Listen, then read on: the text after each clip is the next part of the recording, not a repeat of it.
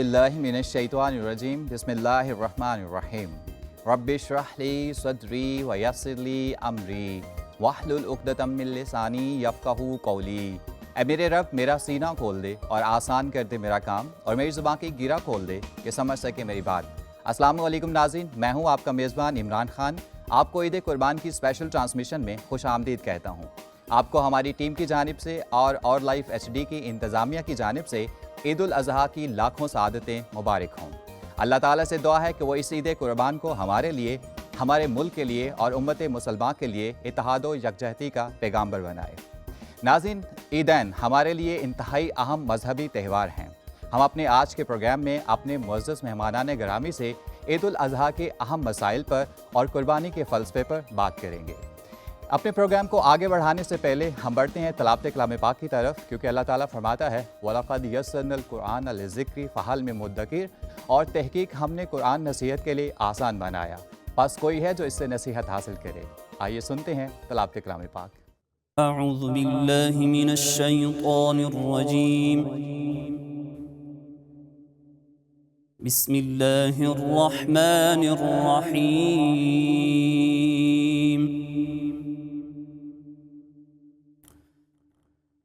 الحج اشہر معلومات،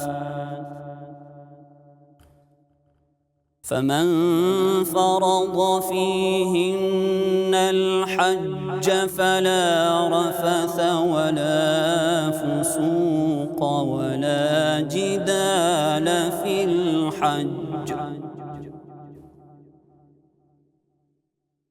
وما تفعلوا من خير يعلمه الله،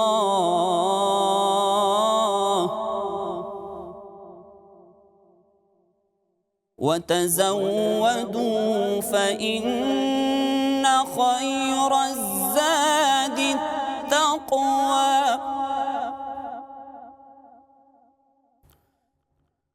واتقون يا أولي الألباب۔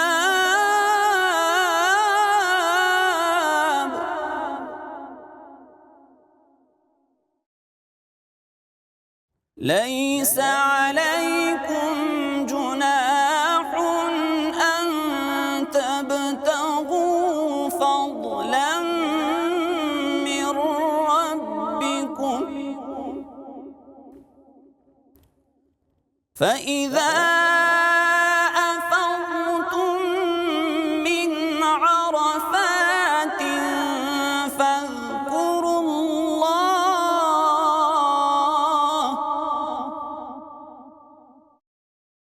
فاذكروا الله عند المشعر الحرام،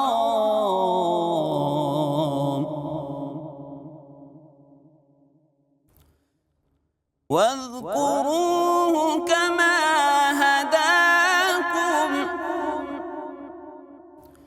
وإن كنتم من قبله لمن الضالين۔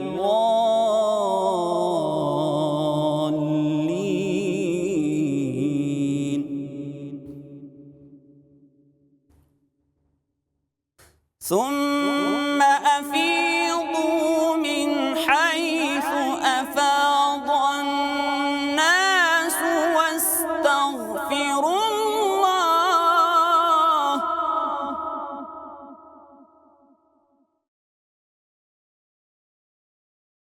إن الله غفور رحيم۔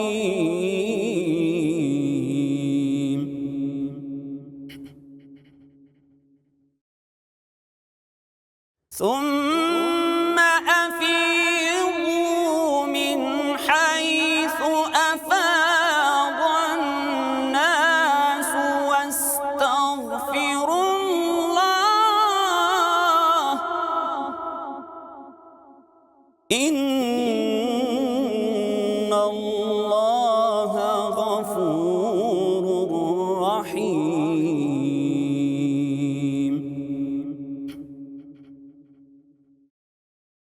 بسم اللہ الرحمن الرحیم انا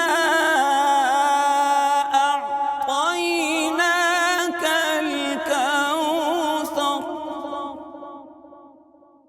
فصل لربک وانحر ان شانئک هو الابتر صدق اللہ العظیم۔ ماشاء اللہ، سبحان اللہ۔ ناظرین، پروگرام کا باقاعدہ آغاز کرتے ہیں اور بڑھتے اپنے مہمانان گرامی کی طرف۔ ہمارے آج کے پہلے مہمان ہیں جناب مفتی علامہ احسان الحق ہزاروی صاحب۔ آپ بہت ہی نفیس انسان ہیں اور قرآن و حدیث پر گہری نظر رکھتے ہیں۔ ہمارے آج کے دوسرے مہمان ہیں جناب پروفیسر ڈاکٹر محمد عظیم فاروقی صاحب۔ آپ ایک جانے مانے اور مستند روحانی اور علمی شخصیت ہیں اور آپ کی اسپیشلٹی ہے Islamic thought, history and culture پر۔ ہماری آج کی تیسری مہمان ہے محترمہ روحی کاظمی صاحبہ۔ آپ ایک اسلامک اسکالر کے طور پر جانی جاتی ہیں۔ اور ہمارے آج کے چوتھے مہمان ہیں جناب عاطر علی سید صاحب۔ آپ موٹیویشنل اسپیکر بھی ہیں، ریڈیو پریزنٹر بھی ہیں اور ٹی وی پر ایک پروگرام کے ہوسٹ بھی ہیں۔ ہم اپنے تمام مہمانان گرامی کا شکریہ ادا کرتے ہیں کہ آپ عید قربان کے مصروف لمحات میں سے ہمارے لیے وقت نکال کر لائے۔ تھینک یو سو مچ۔ اپنے پروگرام کا باقاعدہ آغاز کرتے ہیں اور ہم گفتگو کا آغاز ہزاروی صاحب سے کریں گے۔ مفتی صاحب، آپ سے ہمارا آج کا پہلا سوال یا گفتگو کا پہلا سوال آپ سے یہ ہے کہ عید الفطر کا فلسفہ تو رمضان کی مبارک ساعتوں کو اللہ کے احکامات کے مطابق گزارنے کے بعد اس کی رحمتوں کو سمیٹنے کا ہے۔ آپ عید الاضحیٰ کا فلسفہ ذرا وضاحت سے بیان کیجیے۔ بسم اللہ الرحمن الرحیم، نحمدہ ونصلی علی رسولہ الکریم۔ حضور اقدس صلی اللہ علیہ وسلم جب ہجرت فرما کر مدینہ تشریف لائے تو اہل مدینہ کے ہاں 2 دن خاص تہوار کے مقرر تھے۔ حضور صلی اللہ علیہ وسلم نے ان سے پوچھا کہ یہ کون سے دن ہیں، کیوں تم ان میں یہ تہوار اور یہ پروگرام کر رہے ہو؟ تو انہوں نے بتایا کہ ہماری خوشی کے دن ہیں اور ہمیشہ سے ہمارے آباء و اجداد اس طریقے سے چلے آ رہے ہیں۔ تو حضور اقدس صلی اللہ علیہ وسلم نے فرمایا کہ اللہ تبارک و تعالیٰ نے تمہارے لیے ان 2 دنوں کے عوض 2 اور دن بدلے ہیں، تم ان میں خوشی منایا کرو۔ اور فرمایا وہ یوم الفطر اور یوم الاضحیٰ ہے، یعنی چھوٹی عید اور بڑی عید کا دن۔ تو یہ جو 2 دن ہیں یہ مسلمانوں کی خوشی کے دن ہیں۔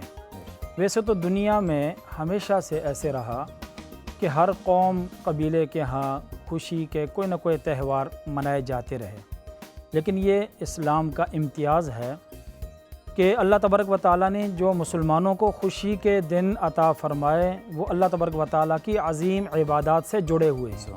جیسے آپ نے فرمایا کہ عید الفطر جو ہے وہ رمضان کے بعد ہوتی ہے، یہ اس کا فلسفہ ہے۔ تو اس کی حقیقت یہ ہے کہ رمضان میں جب ایک مسلمان اللہ تبارک و تعالیٰ کے احکامات کو بجا لاتا ہے، اللہ کے حکم کے مطابق وہ روزے رکھتا ہے، وہ رات کا قیام کرتا ہے، اس سے اس کا رب راضی ہو جاتا ہے، تو اب وہ اس چیز کا حقدار ہے کہ جب رب اس سے راضی ہو گیا تو اب یہ بھی اس پر خوشی منائے۔ تو در حقیقت مسلمان کی خوشی وہ اللہ کی رضا سے جڑی ہوئی ہے، عظیم عبادت سے جڑی ہوئی ہے۔ ایسے ہی جو عید قربان ہے، عید الاضحیٰ ہے، یہ بھی عظیم عبادات کے ساتھ جڑی ہوئی ہے۔ چنانچہ اس میں 2 بڑی عبادات ہیں، ایک قربانی کی عبادت ہے اور ایک حج کی عبادت ہے جو ان مواقع میں ادا کی جا رہی ہے۔ بالخصوص جو قربانی کا عمل ہے اور جس نسبت سے آپ کے اس پروگرام کا نام بھی عید قربان تجویز کیا گیا ہے، تو یہ مسلمانوں کے لیے بہت بڑے درس کا سامان ہے۔ آپ اس عید قربان کی حقیقت کو اگر سمجھیں اور سورہ صافات کے اندر اللہ تبارک و تعالیٰ نے حضرت ابراہیم علیہ السلام کا جو تفصیل واقعہ بیان کیا ہے، میں صرف اشارہ کرتا ہوں اس کی طرف کہ جس کو اللہ تبارک و تعالیٰ نے ابراہیم علیہ السلام سے جس قربانی کا مطالبہ کیا اور ابراہیم علیہ السلام نے اور اسماعیل علیہ السلام نے اس پر آمادگی کا اظہار کیا، اللہ نے اس قربانی کو قبول فرمایا۔ تو یہ وہ سنت ابراہیمی ہے جس کو اللہ تبارک و تعالیٰ نے فرمایا کہ ہم نے اس کو آخر والوں میں، بعد والوں میں بھی جاری کر دیا، تا قیامت اللہ تبارک و تعالیٰ نے اس سنت کو باقی رکھا۔ یہی وجہ ہے کہ حضور اقدس صلی اللہ علیہ وسلم سے کسی نے پوچھا کہ ما ھذی الاضاحی یا رسول اللہ، کہ یہ قربانی کی کیا حقیقت ہے، کیا فلسفہ ہے؟ تو فرمایا سنت ابیکم ابراہیم، تمہارے باپ ابراہیم کی سنت ہے۔ تو در حقیقت ابراہیم علیہ السلام کی جو قربانی تھی، جو اپنے اکلوتے صاحبزادے کی جو بڑھاپے میں طلب کے بعد، دعاؤں کے بعد اللہ تبارک و تعالیٰ نے عطا فرمایا تھا، تو یہ اس بچے کی قربانی تھی جس کا آج کے مسلمان سے شاید تصور بھی نہیں کیا جا سکتا۔ اور نعوذ باللہ اگر آج زید عمر بکر سے، ہم سے کسی سے اس طرح کی قربانی کا مطالبہ کیا جائے تو شاید وہ کافر ہو جائے، اسلام کو چھوڑ دے، ایسی قربانی نہ کر سکے۔ ہم تو چھوٹی چھوٹی قربانیاں بھی نہیں دے سکتے، 5 وقتہ نماز بر وقت ادا کرنے کے لیے تیار نہیں ہیں، اور جو شریعت کا طریقہ ہے ادائیگی زکوٰۃ کا، اس کے لیے بھی ہیلے بہانے تلاش کرتے ہیں۔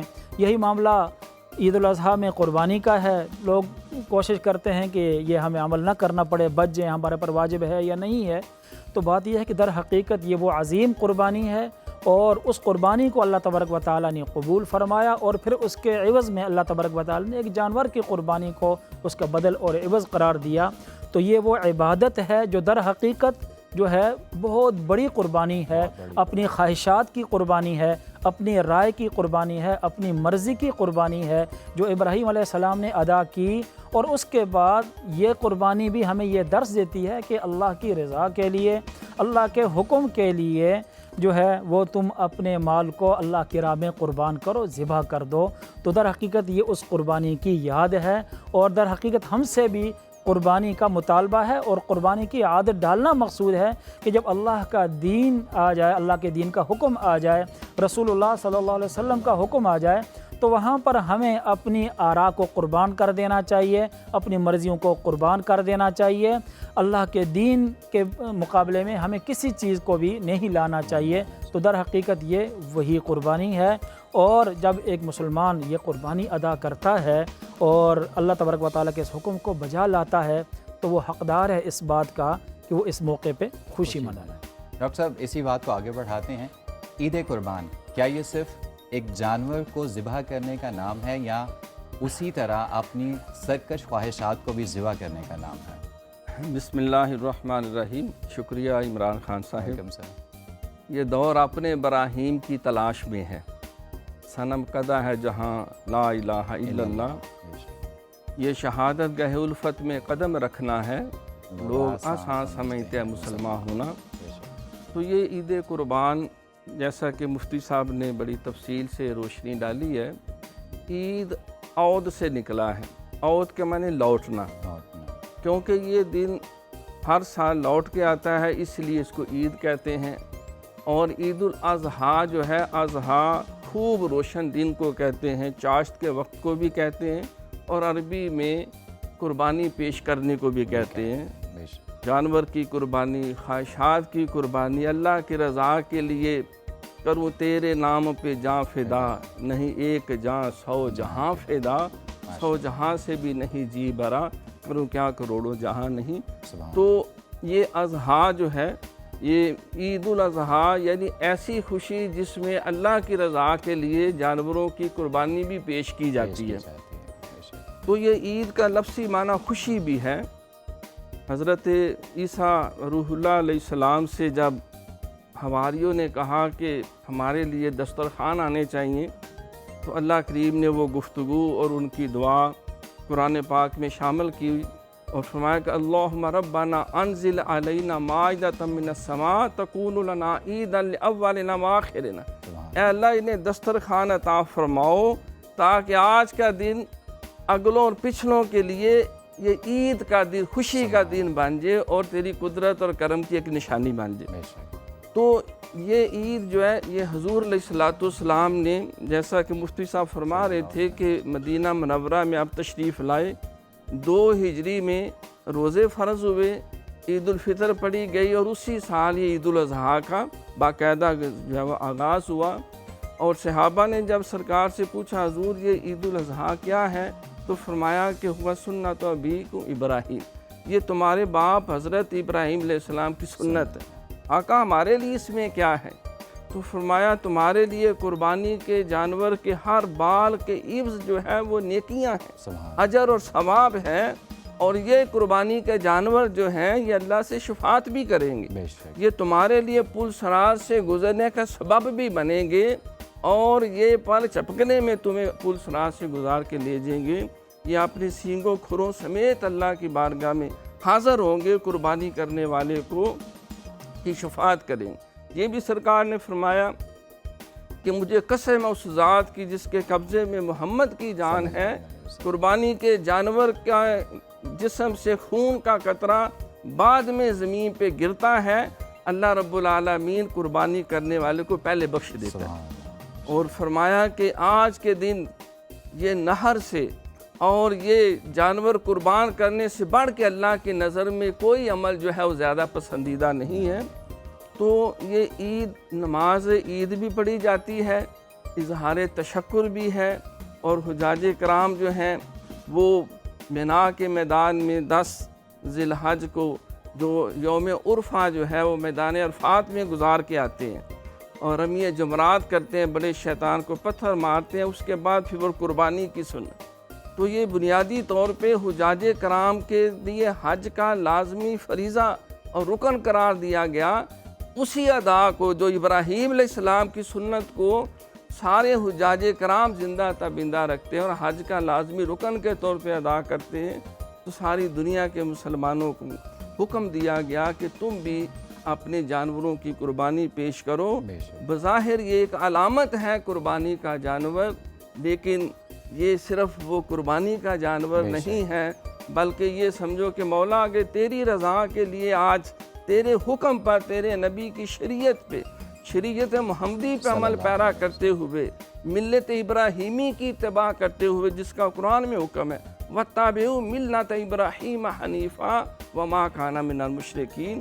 آج قربانی پیش کر رہا ہوں جانور کی، اگر یہ چھری اپنی گردن پہ چلوانی پڑی، اپنی جان بھی قربان کرنی پڑی، تو میں اس سے بھی دریغ نہیں کروں گا۔ شہادت ہے مطلوب مقصود مومن، نہ مال غنیمت نہ کشور کشائی، صدق خلیل بھی ہے عشق، صبر حسین بھی ہے عشق، مار کا وجود میں بدر و حنین بھی ہے عشق۔ تو یہ عشق کی باتیں ہیں جو قربانی کا جانور پیش کر کے اپنی خواہشات کو بھی قربان کیا جاتا ہے، مال بھی پیش کیا جاتا ہے، اور اس جذبے کا اظہار کیا جاتا ہے کہ اے رب کریم تیرے نام پہ جان، مال، تن، من، دن، جس طرح ابراہیم علیہ السلام نے سب کچھ قربان کر دیا تھا، ہمارے آقا نے بھی یہی کہا تھا ان صلاتی و نسکی و محیای و مماتی للہ رب العالمین لا شریک لہ وبذالک امرت وانا اول المسلمین۔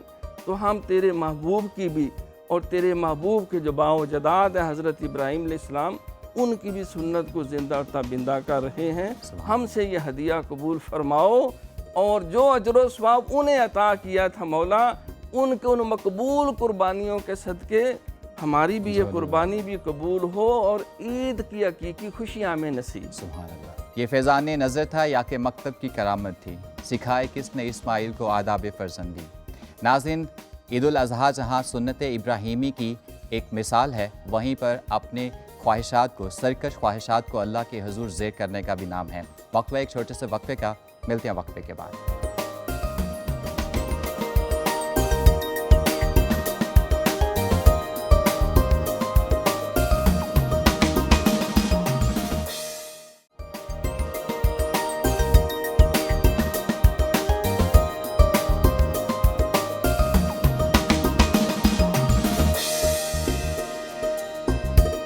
ناظرین، وقفے کے بعد آپ کو دوبارہ خوش آمدید کہتے ہیں، پروگرام کے سلسلے کو آگے بڑھاتے ہیں۔ محترمہ روحی کاظمی صاحبہ، آپ سے ہمارا سوال ہے کہ قربانی دیتے ہوئے ہم ریاکاری سے کیسے بچ سکتے ہیں، کیونکہ دیکھنے میں آیا کہ ہمارے ہاں آج کل نمود و نمائش کچھ زیادہ ملتی جا رہی ہے قربانی میں۔ بسم اللہ الرحمن الرحیم۔ صلی اللہ علیہ یا ولی العصر ادرکنا۔ بہت شکریہ آپ نے انوائٹ کیا، اور عید الاضحیٰ کے سلسلے میں میں تمام امت مسلمہ کو مبارکباد پیش کرتی ہوں، اور اللہ تعالی ہم سب کے لیے دنیا اور آخرت کے لیے خیر کا پیش خیمہ ثابت ہو۔ بہت اچھا کویسچن ہے، اور اس سلسلے میں بہت بات ہو سکتی ہے۔ پروردگار عالم نے خلقت انسان کو جب خلق کیا اور اس پر بے پناہ اپنی نعمتیں نچھاور کی، اور پیدا کرنے کے بعد اللہ پاک نے چھوڑ نہیں دیا کہ کہ بس میں نے پیدا کر دیا، نہیں، میری اور آپ کی رہنمائی کے لیے اللہ تعالیٰ نے 1,24,000 انبیاء کو، پھر اس کے بعد قرآن پاک جیسی عظیم کتاب کو ہم پر نازل فرمایا، اور پھر بتایا کہ اور پھر واضح کر دیا کیا اندھیرا ہے، کیا اجالا ہے، کیا اچھا ہے، کیا برا ہے، اور ہمیں عقل دی، شعور دیا، صاحب اختیار بنایا، اور پھر ہمارے ہاتھ میں انتخاب دیا، اور پھر کہا کہ چاہو تم کفر کرو چاہے تم شکر کرو، لیکن اللہ نے اپنی عبادت کو صرف اپنے لیے مخصوص رکھا، اس میں کسی کو اس نے شامل حال نہیں کیا۔ میں آپ سے بھی بات کرتی ہوں، اور اگر بات کرتے ہوئے ادھر ادھر دیکھوں اور آپ کو محسوس ہو کہ آپ میرے سے بات نہیں کر رہے، تو آپ کو بھی الجھن ہونا شروع ہو جائے گی کہ جب میں آپ سے بات کر رہی ہوں تو میں آپ سے براہ راست بات کروں۔ تو وہ پروردگار عالم جو میری شہرت سے بھی زیادہ قریب ہے، اور جب میں کوئی خدا کے لیے کام کروں، خدا کے لیے عبادت کروں، اور میں ادھر ادھر لوگوں کی توجہ کے لیے، لوگوں کو دکھانے کے لیے کروں، تو پھر خدا میری اس عبادت کو کہاں قابل قبول کرے، اور وہ کہہ دے گا کہ تم نے جس کے لیے کیا اسی سے اجر مانگو، تم نے لوگوں کے لیے کیا تم لوگوں سے اجر مانگو، تم نے میرے لیے کیا۔ اور وہ پروردگار عالم، وہ رب کریم، وہ ذات اتنی مہربان ہے جو 70 ماؤں سے بھی زیادہ مجھ پر رحمتیں نازل کرتی ہے، برکتیں نازل کرتی ہے، اتنا میرے قریب ہے، وہ میری نیتوں سے بھی آگاہ ہے، وہ میرے فکر سے بھی آگاہ ہے، لیکن وہ یہ بھی چاہتا ہے کہ جب میرا نام ہے، میرے لیے کام ہے، تو بس پھر میرے لیے، اور پھر اس میں کوئی شامل حال نہیں ہو سکتا۔ اور یہی بات ہے کہ جب ہم نیک نیتی کے ساتھ ایک دفعہ صرف بسم اللہ الرحمن الرحیم بھی پڑھ رہے ہیں، تو پروردگار عالم اس میں 19 حروف کے بدلے 190 نیکیاں عطا فرماتا ہے۔ اور پھر قول معصوم ہے کہ قرآن کی ایک آیت پڑھیں صاف نیت کے ساتھ، تو خدا اس کے بدلے میں ایک فرشتے کو خلق کرتا ہے جو پڑھنے والے کے لیے استغفار کرتا ہے۔ یعنی ہمارے ہر نیک کام کا مقصد، جہاں بہت سے اثرات ہیں، سب سے پہلے خود میری اپنی ذات پر پڑتا ہے، اور پھر اس کا لنک سب سے کیا ہے، خدا کا ذکر کرتے ہیں ہم، ایک قدم خدا کا قرب، یعنی ہر عبادت کا جو مقصد ہے وہ خدا کا قرب ہے، خدا کی طرف ایک قدم آگے بڑھنا ہے۔ اس کو ہم اپنی زندگی میں بھی دیکھتے ہیں کہ ہم بار بار بہت سے کام کرتے ہیں، جیسے سانس لیتے ہیں، سانس تو وہی ہے لیکن ہم بار بار لے رہے ہیں کیونکہ میری زندگی اس سے وابستہ ہے، زندگی کا تسلسل، ہم سیڑھیاں چڑھتے ہیں، سیڑھیاں ایک جیسی ہیں، ہر قدم مجھے منزل تک پہنچا رہا ہے۔ اسی طرح لکڑہارا جب درخت کو کاٹتا ہے، ضربت ایک جیسی لگاتا ہے لیکن اس کا مقصد پورا ہو رہا ہے کہ وہ درخت کٹ جاتا ہے۔ اسی طرح مزدور جب زمین پر کلہاڑی مارتا ہے خزانے کو حاصل کرنے کے لیے، کلہاڑی تو ایک جیسی ہے نا، مار بھی رہا ہے لیکن اس کا مقصد کیا ہے کہ وہ خزانے کو حاصل کر لیتا ہے۔ آذان میں اللہ اکبر ایک مرتبہ نہیں 4 مرتبہ ہے، مجھے اور آپ کو غفلت سے نکالنے کے لیے، اور وہی اذان دن میں 5 دفعہ وہی ہے۔ اسی طرح نماز اللہ نے 5 مرتبہ، نماز وہی ہے لیکن اللہ نے اپنی طرف، لیکن ان تمام باتوں کی خوبصورتی، اس کی زیبائش، اس کا کمال، اس کا عروج تب ہے جب یہ فقط اور فقط خدا کے ساتھ منسوب ہے۔ اگر یہ اس میں کوئی ذرہ بھر بھی کہیں سے بھی کچھ آ جائے، جیسا ایک بہت خوبصورت واقعہ کتابوں میں ملتا ہے کہ ایک شخص مسجد میں نماز کے لیے گیا اور اس نے دیکھا مسجد خالی ہے، وہ اندر سے بڑا خوش ہوا کہ آج تو میں بہت لمبی نماز پڑھوں گا اور جو لوگ آئیں گے وہ کہیں گے یہ تو بہت ہی نمازی، سب سے پہلے مسجد میں پہنچ گیا۔ پیچھے سے اسے کھڑکے کی آواز آئی تو اس کے ذہن میں آیا کہ بس اب لوگ آنا شروع ہو گئے ہیں۔ یعنی جب ہم نماز پڑھتے ہیں تو ہم ایک عادتاً پڑھ رہے ہیں، ملاقات پروردگار عالم کے لیے نہیں۔ جب ایسی نماز ہو تو وہ اس نے اور بھی زیادہ خضوع کے ساتھ، خشوع کے ساتھ قیام کیا، طویل رکوع کیا، طویل سجدہ کیا، اور کرنے کے بعد جب وہ تھک گیا، پھر جب پلٹ کر دیکھا تو ایک کتا دروازے پر بیٹھا ہوا تھا۔ یعنی خدا تو ہماری نیتوں کو جانتا ہے، ہم کس نیت کے ساتھ کر رہے تھے۔ تو مطلب یہ ہے کہ شیطان سامنے سے بھی، پیچھے سے بھی، دائیں سے بھی، بائیں سے بھی، ہر طرف ہمارے ساتھ ہے۔ اپنے ایمان کو، اپنی عبادت کو بجا لانا، ایک نیک عمل کرنا کمال نہیں، اس کی حفاظت کرنا کمال ہے، اس کو ریاکاری کے جال سے بچانا کمال ہے، اس کو صرف اور صرف خدا کے لیے کرنا وہ پروردگار عالم سے قبول فرما۔ عطیہ سید صاحب آپ کی طرف آتے ہیں، جیسا کہ اللہ تعالیٰ فرماتا ہے کہ میں نے جن و انسان کو اپنی عبادت کے لیے پیدا کیا، اور میں بھی اس پہ بات کر رہی تھی، ایسا کیا ہوتا جا رہا ہے، کیوں ہماری عید قربان پہ قربانی کے اس مبارک سعادتوں میں بھی ہمارے ہاں نمود و نمائش کیوں گرتی جا رہی ہے؟ یہ عنصر کیوں ہماری اس عبادت میں بھی شامل ہوتا جا رہا ہے؟ بسم اللہ الرحمن الرحیم. آپ کا بہت شکریہ، آپ نے مدعو کیا، اور تمام امت مسلمہ کو میری جانب سے عید کی ڈھیروں ڈھیر خوشیاں مبارک ہوں. بہت شکریہ. آپ نے جو سوال کیا نمود و نمائش کے حوالے سے، اس پہ میں تھوڑی سی گفتگو، پہلے ایک چیز کی بنیاد کو دیکھا جائے کہ وہ ہے کیا. بے شک. عیدین بیسیکلی ہمیں کس لیے دی گئی، یہ تہوار کیوں دیے گئے؟ نبی پاک صلی اللہ علیہ وآلہ وسلم نے ہمیں یہ عیدین دیں. اور جو ہم پہلے عید الفطر مناتے ہیں، روزوں کے بعد ہم ایک خوشی مناتے ہیں، اور عید الاضحیٰ ہم مناتے ہیں قربانی کے بعد، حج کے بعد. یہ ایک علامتی اظہار ہیں، یہ جو عبادات ہیں، یہ ایک علامتی اظہار ہوا کرتا ہے رب تعالیٰ سے ایک تعلق کا. بے شک. تو جب عیدین کی ہمیں خوشیاں منانی ہوتی ہیں تو ایک فطری بات ہے، انسان چاہتا ہے کہ وہ اچھا لگے، خوبصورت لگے، اچھے کپڑے پہنے.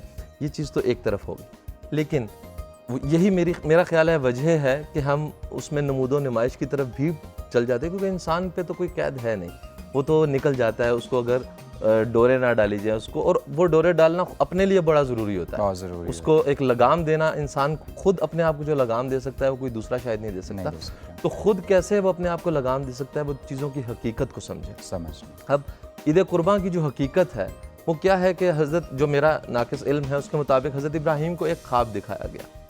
اب خواب کی اگر اس کی میں تھوڑی سی اس کے جو ہے وہ گہرائی میں جانا چاہوں تو خواب کی ایک تعبیر ہوا کرتی ہے، جس طرح آپ سورہ یوسف میں دیکھتے ہیں کہ کچھ خواب دکھائے گئے اور ان کی کچھ تعبیر تھی جو انہوں نے بیان کی. اس خواب کی بھی تعبیر ہو سکتی تھی، لیکن حضرت ابراہیم اس کی تعبیر کی طرف نہیں گئے. انہوں نے اس خواب کو ہی سچ کر دکھایا، جس کا اللہ تعالیٰ نے ذکر بھی کیا کہ انہوں نے تو اپنا خواب ہی سچ کر دکھایا. اور پھر جو بھی واقعہ ہم جانتے ہیں کہ حضرت اسماعیل کی جگہ وہ ایک مینڈا اللہ تعالیٰ نے بھی، اور جو قربانی کا واقعہ ہوا، یہ ایک بہت بڑا واقعہ ہے.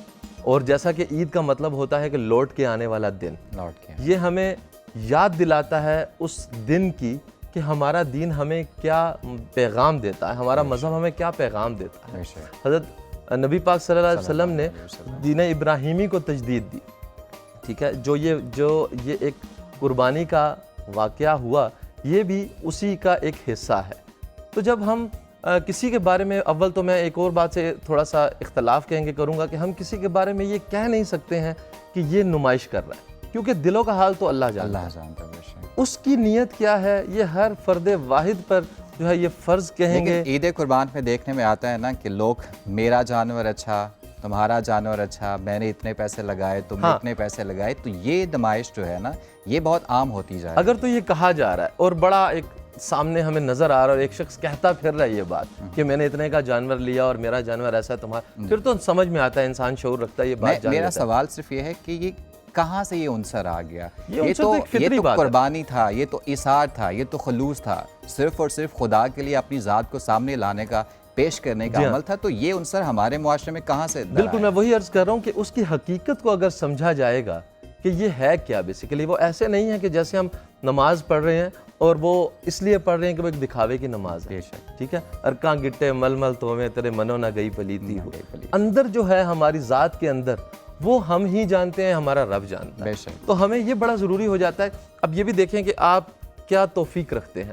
جب آپ قربانی کرنے جا رہے ہیں تو آپ کو اچھے سے اچھا جانور قربان کرنا چاہیے اپنی توفیق کے مطابق. اور پھر اگر ایک انسان ہو بڑا، وہ عمرہ میں اس کا شمار ہوتا ہے اور وہ ایک چھوٹا سا لاغر سا جانور ذبح کرے تو یہ بھی ٹھیک بات نہیں ہے. ہمیں یہ بتایا گیا ہے کہ جیسے تم ہو، جو تمہارے حالات ہیں وہ دکھنے بھی چاہیے. اسی طرح قربانی پہ بھی ہمیں ایک اچھا جانور، بے عیب جانور آپ اللہ کے حضور پیش کر رہے ہیں. آپ نے بے عیب جانور کی بات کی تو ہم مفتی صاحب کی طرف آتے ہیں. مفتی صاحب، ہمارا آپ سے سوال یہ ہے کہ عید کے کچھ، اس عید کے عید الاضحیٰ کے کچھ اہم مسائل قربانی کو لے کر جو ہیں ہمارے ناظرین کے لیے پلیز ہمیں اس میں کچھ رہنمائی فرمائیے. کہ مسائل تو بہت ہیں، عید سے متعلق بھی ہیں، قربانی سے متعلق بھی ہیں. اگر ہم سب مسائل پہ چلے جائیں تو بات بہت آگے چلی جائے گی. جو ضروری اہم مسئلہ تو میرے خیال میں ابھی وہ ہے جس پہ ابھی بات ہو رہی ہے، اور وہ یہ ہے کہ اپنے اس عمل کے اندر اخلاص پیدا کیا جائے. اللہ تبارک و تعالیٰ جو ہے وہ ہمارے جانوروں کو نہیں دیکھتا کہ موٹا ہے، پتلا ہے، خوبصورت ہے، بدصورت ہے. قرآن کریم میں اللہ تعالیٰ کے ارشاد ہے لن ینال اللہ لحومها ولا دماؤها ولکن ینالہ التقوی منکم. اللہ تعالیٰ تو ہمارے اس اخلاص کو دیکھنا چاہتا ہے. اور ایک حدیث میں آتا ہے حضور اقدس صلی اللہ علیہ وسلم کا ارشاد ہے ان اللہ لا ينظر الى صورکم و اموالکم ولکن ينظر الى قلوبکم و اعمالکم، اللہ تمہاری صورتوں کو، تمہارے مالوں کو نہیں دیکھتا، اللہ تبارک و تعالیٰ تمہارے دلوں کو دیکھتا ہے، تمہارے اعمال کو دیکھتا ہے، اخلاص کو دیکھتا ہے۔ تو اصل چیز یہ ہے اخلاص ہونا چاہیے۔ اور باقی یہ سوال جو آپ نے ان حضرات سے بھی کیا کہ یہ کہاں سے آ رہا ہے، تو وہ تو ہونا ہے، شیطان ہمارا دشمن لگا ہوا شروع سے، اس نے ہمارے ہر عمل کو خراب کرنے کی کوشش تو کرنی ہے، اس نے ہمارے نیتوں کے اندر فساد پیدا کرنا ہے، اور خواہش نفس وہ انسان کے ساتھ وہ بھی ہے۔ تو یہ دو دشمن تو ساتھ ساتھ ہیں جو ہمارے ہر عمل کو خراب کرنے کی کوشش کرتے ہیں۔ کرنے کا کام یہ ہے کہ ہم ان کا مقابلہ کریں، اور جہاں ہم اتنا بڑا مال بھی خرچ کر رہے ہیں تو اپنے اس عمل کو خالص اپنے رب کے لیے کریں۔ اگر میرا جانور چھوٹا ہے، میرا مینڈا، میرا بکرا چھوٹا بھی ہے، لیکن اگر اخلاص ہو کر اللہ کی رضا شامل ہوگی تو انشاءاللہ اللہ کے ہاں اس کا بڑا مقام مرتبہ ہے۔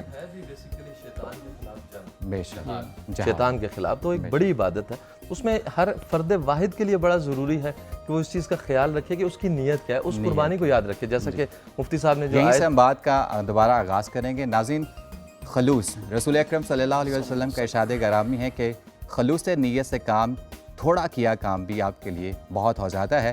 یہاں پہ ہم لیتے ہیں ایک چھوٹا سا وقفہ، ملتے ہیں وقفے کے بعد۔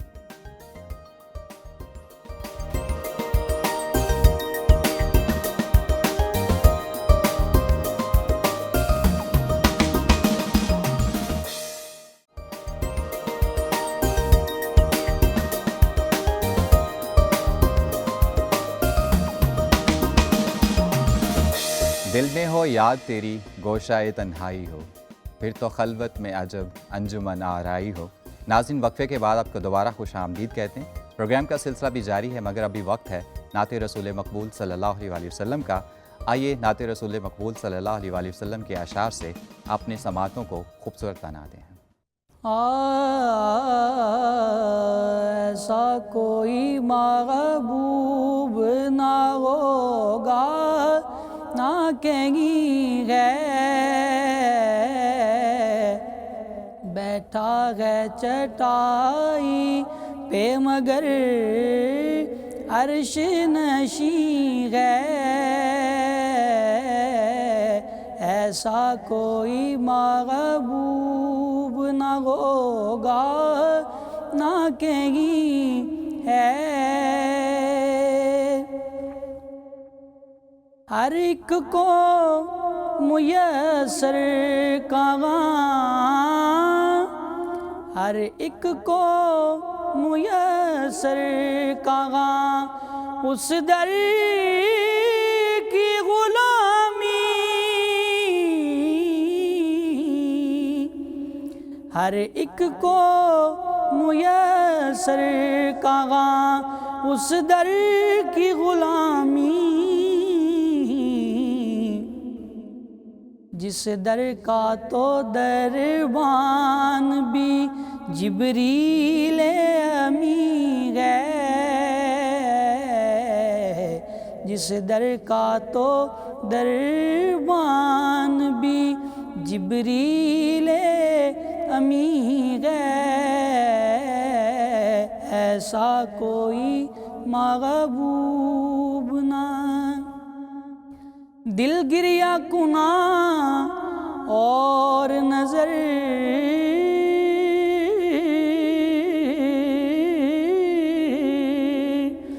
دل گریا کنا اور نظر سوئے مدینہ،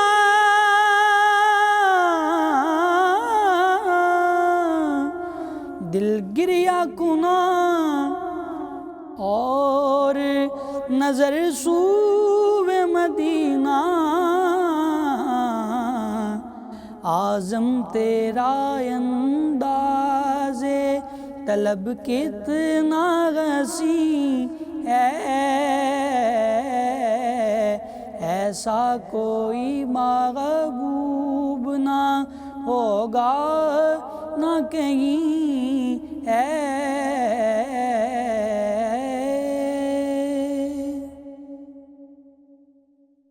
ماشاءاللہ، سبحان اللہ۔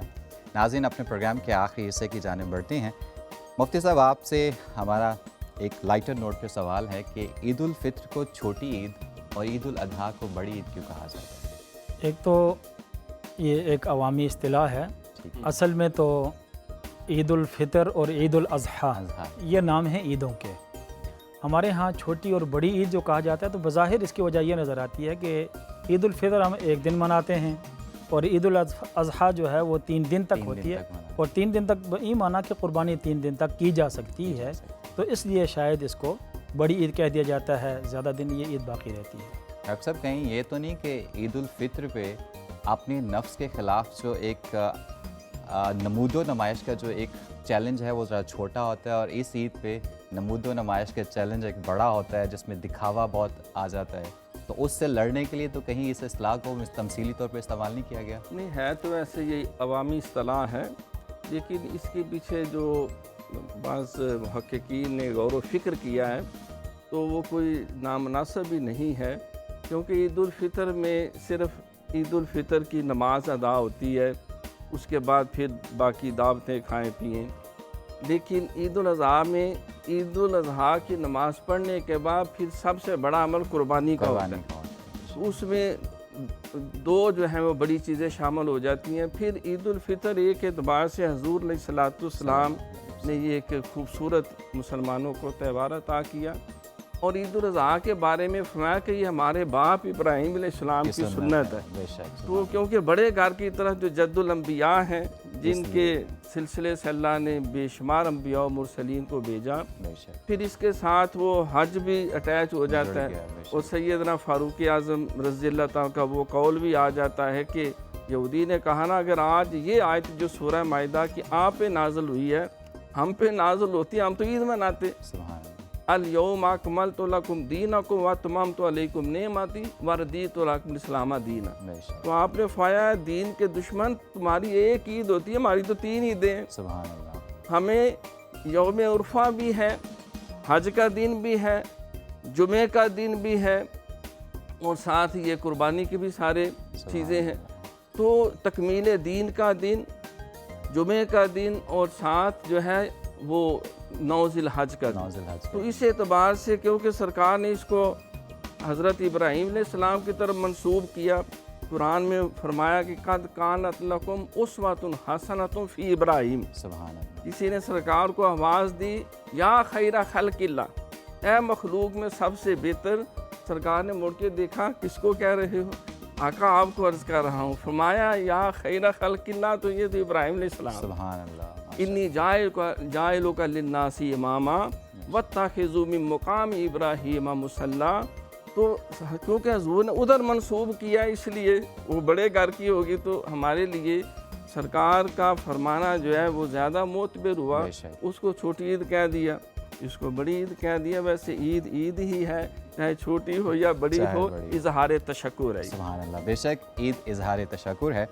روحی کاظمی صاحبہ، آپ سے ہمارا آج کا سب سے اہم سوال، اسلامک کیلنڈر میں دیکھنے میں آیا کہ آخری مہینہ اور پہلا مہینہ دونوں اثار اور قربانی کا درس دیتے ہیں، کیا یہ محض اتفاق ہے یا اس کے پیچھے کوئی بہت بڑا پیغام کار فرما ہے؟ جی، ہم اپنی آج کل کی اسٹڈیز میں دیکھتے ہیں نا کہ پہلے کسی بھی سبجیکٹس میں، خاص طور پہ سائنس سبجیکٹس میں دیکھتے ہیں یا کمپیوٹر میں یا کسی بھی اچھے سبجیکٹس میں، پہلے تھیوری ہوتی ہے اور اس کے بعد پھر اس کا ایکشن ہوتا ہے، پھر اس کو پریکٹیکلس میں لے کر آتے ہیں۔ حضرت ابراہیم علیہ السلام اور حضرت اسماعیل علیہ السلام کا وہ خوبصورت واقعہ، اور جس میں بہت خوبصورت ڈاکٹر علی شریعتی کہتے ہیں کہ اسماعیل کسی چیز کا نام نہیں تھا یا کسی سامان کا نام نہیں تھا، وہ ابراہیم کا بیٹا تھا، یعنی باپ اور بیٹے کی محبت تو تھی۔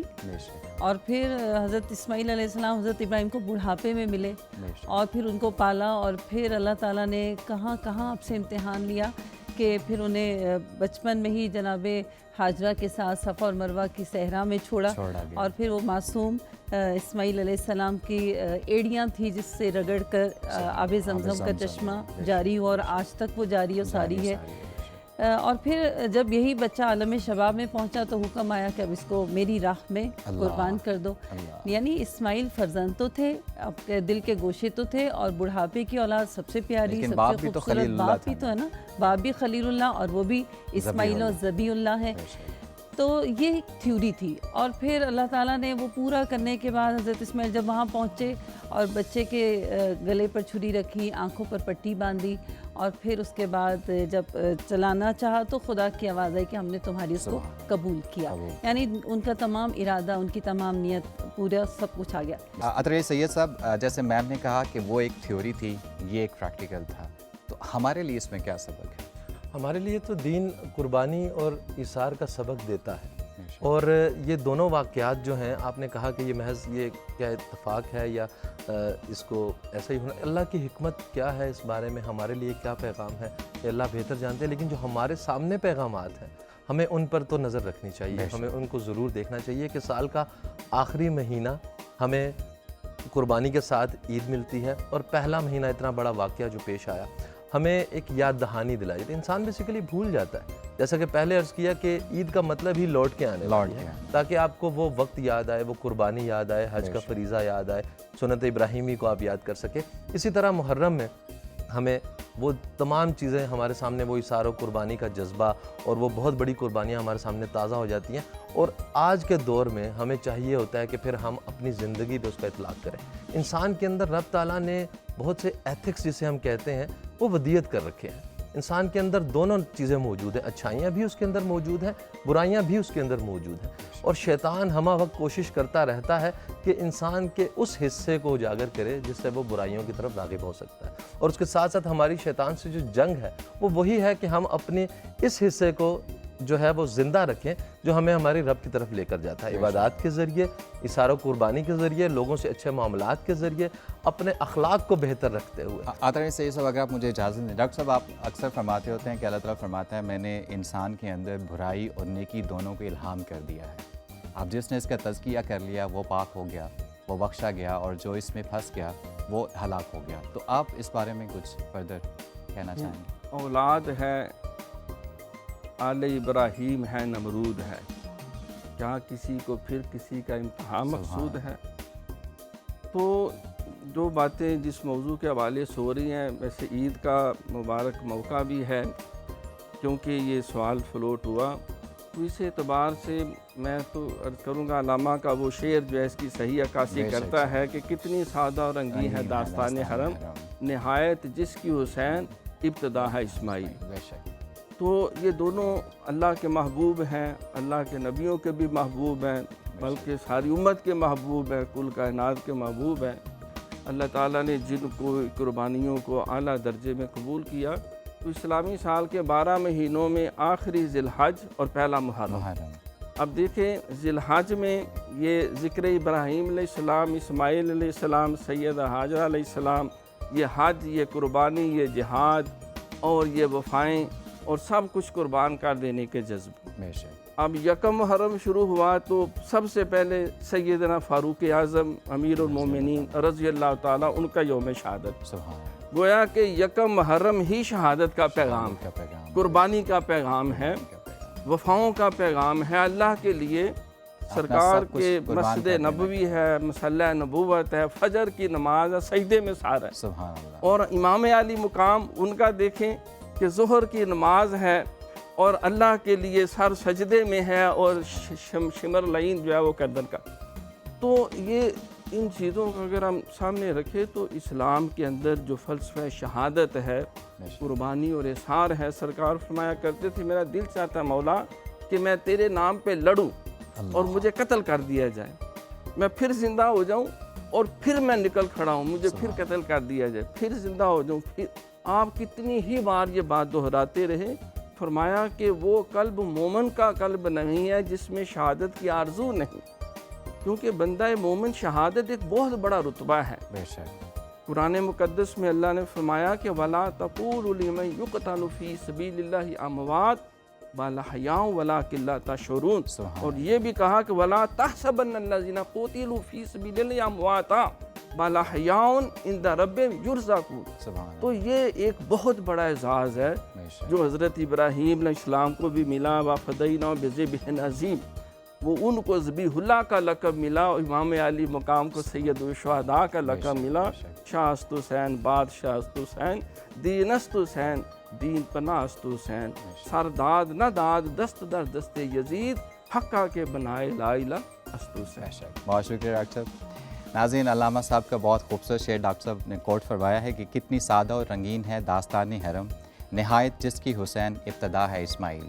ناظرین، یہ چاہے محض اتفاق ہے یا اس میں کوئی اللہ تعالیٰ کی بہت بڑی کرم فرمائی ہے کہ اسلامک کیلنڈر کا آخری مہینہ جہاں ہمیں سنت ابراہیمی کی یاد دلاتا ہے کہ جس میں قربانی اور ایثار ملتا ہے، وہیں پر اسلامی کیلنڈر کا پہلا مہینہ ہمیں امام عالی مقام حضرت امام حسین رضی اللہ تعالیٰ عنہ کے درس کا پیغام دلاتا ہے کہ جہاں انہوں نے اور تو اور اپنا سارے کا سارا کنبہ بھی اللہ کی راہ میں قربان کر دیا۔ اللہ تعالیٰ سے دعا ہے کہ وہ ہمیں اور ہماری اولادوں کو قربانی کے اس فلسفے کو نہ صرف سمجھنے بلکہ اپنی زندگیوں میں رائج کرنے کی توفیق عطا فرمائے، آمین ثم آمین۔ ناظرین، یہاں پر ہمیں دیجیے اجازت اور آپ دیکھیں گے ہمارا اگلا پروگرام۔ اللہ حافظ۔